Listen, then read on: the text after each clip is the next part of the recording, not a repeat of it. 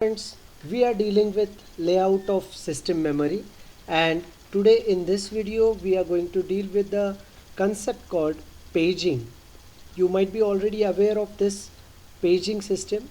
Now we'll see this concept, how it is implemented in Unix. So what happens is your physical memory is divided into equal size partitions called pages. Memory management unit hardware is doing this thing. The partitions of physical memory of equal size is called as a pages. Okay, for in this example we have considered that we have total 4 GB of memory, and that's why we can represent it with the help of hexadecimal representation 00000000 to FFFF FFFF, that is 8-bit hexadecimal representation for 4 GB of memory. And let us assume that the page size for our case is 1 KB. Okay, remember that the page size can vary system to system from 512 bytes to 4 KB. We have taken 1 KB page, and that's why we can have total number of 4 MB pages in this system now. So are you clear about this? Total 4 GB memory divide by 1 KB page each, and that's why 4 MB number of pages we have. Okay, now the thing is that how the logical address is mapped to this paging approach. So it can be represented with the help of page number and byte offset combination. Page number is nothing but the page index which we are going to refer out of these pages, and byte offset is nothing but internal displacement within the page. Okay, for example, suppose we have one location A1 B2 C3 D4 represented in hexadecimal. Now how can I represent the same memory location with the help of paging mechanism? So for that, let me convert this hexadecimal number into binary format, and then out of that 10 bits, lower 10 bits, I will use them as a byte offset, and rest of the 22 bits can be used for representing the page number. Now, is it fixed? No, not at all. It totally depends on the size of the page. Remember that we assumed that the size of the page is 1 KB, and that's why 1 KB can be represented with the help of 2 raised to 10, and that's why we can say that the page size or the maximum offset we can have is of 10 bits, and that's why we are using that 10 bits as a offset value. And such 4 MB of pages we can have, and that 4 MB is nothing but 2 raised to 22, and that's why 22 bits we are using as a representing page number.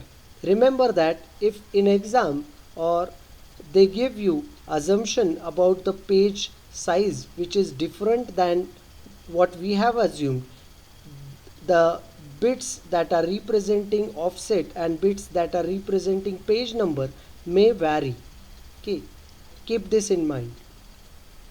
Now what happens, how it is providing us efficiency is, remember that if we have a process A which is logically having pages, suppose we have 6 pages required for this process A. Now we can imagine that all pages continuous in nature in virtual address space, but that may not be the case with the physical address space. We can have the pages scattered within the memory. For example, as I have shown here, page number 0 is here, page number 1 is here, 2, 3 are here, and we can say that the pages are scattered. So it gives me freedom and flexibility to load the pages wherever the space is available. This also solves the problem of fragmentation.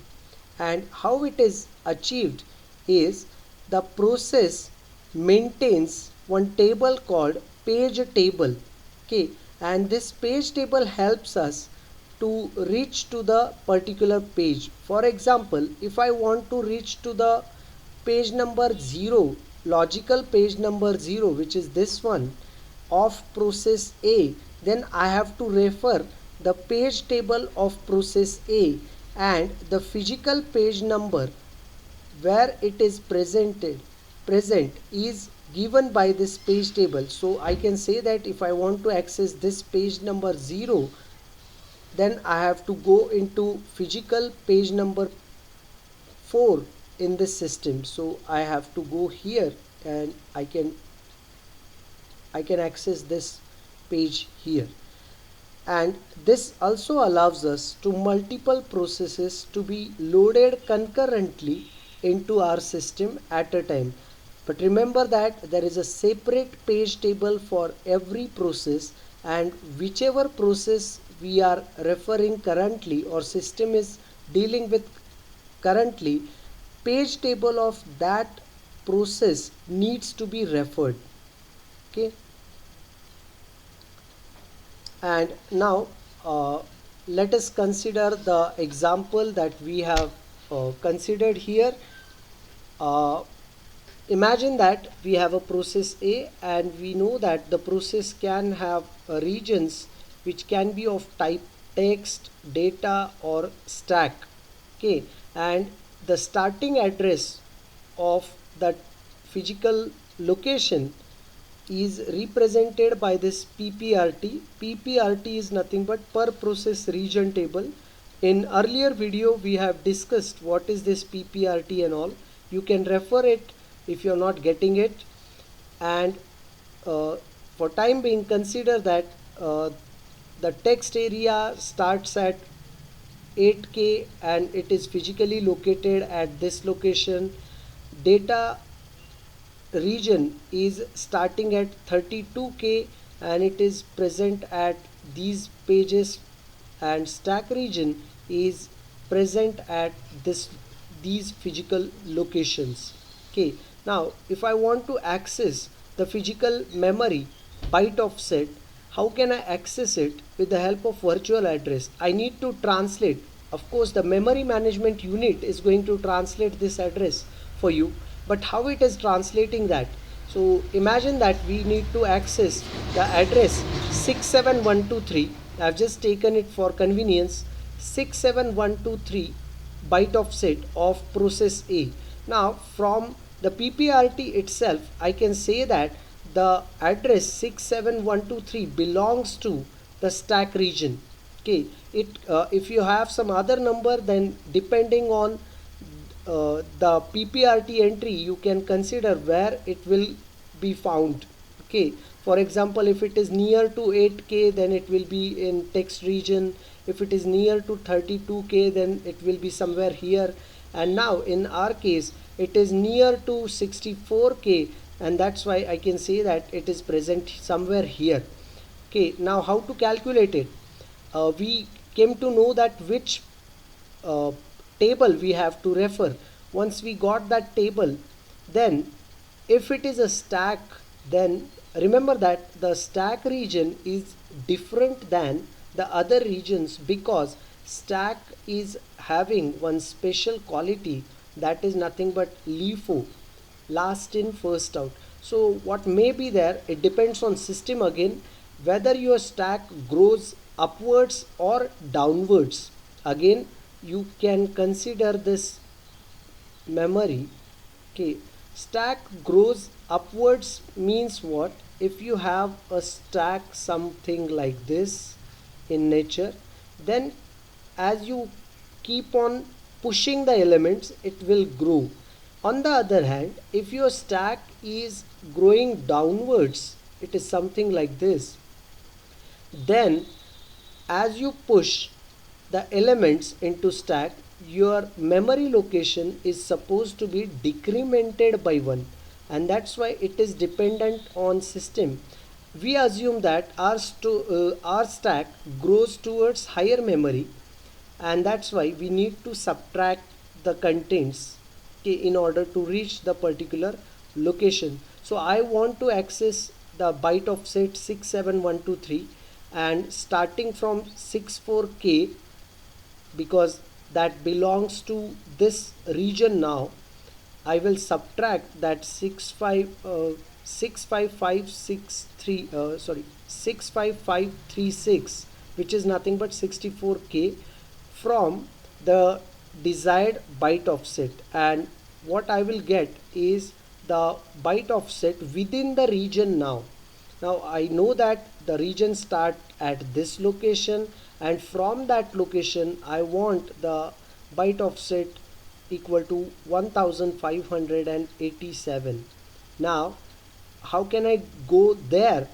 We already said that the page size we have assumed is of 1K, and that's why I will divide this number by 1024, k, which is nothing but 1K, and as a result I will get this number 1.54. Now this clearly indicates that it belongs to second page. Okay, so page number 0 and page number 1 and page number 2. Okay, remember that I am saying that the page number 2, so I am not saying the index. So if the index starts with the 0, this will be the first page, which is actually a 0, and this will be the second page, which will be referred as a index number 1, and that's why I can say that 1587 byte offset will be available into page number 1, assuming that we are starting the count from 0 itself. Okay, and this is how any particular virtual address can be mapped to the physical address in paging memory. And that's all for today. I hope you enjoyed this video. Thank you for watching.